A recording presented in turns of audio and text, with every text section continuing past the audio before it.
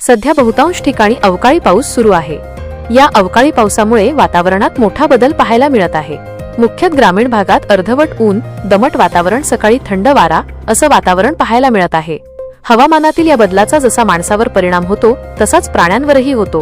प्रामुख्याने उन्हाळ्यामधील हे वातावरण सापांसाठी त्रासदायक ठरते। त्यांना बिळामध्ये अस्वस्थता वाटते, त्यामुळे ते मिळेल तिथे आसरा घेतात। त्यामुळे सर्पदंशाच्या घटना वाढतात। अशीच दुर्दैवी घटना बुलढाण्यामध्ये घडली आहे।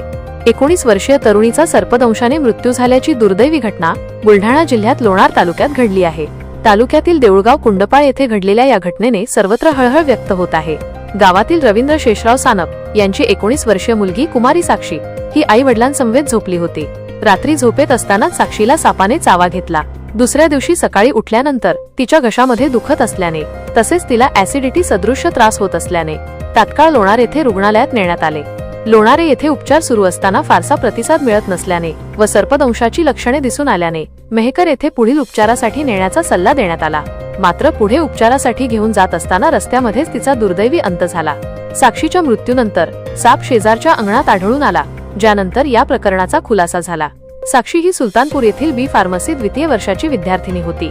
तिच्या निधनाची बातमी समजताच गावावर शोककळा पसरली।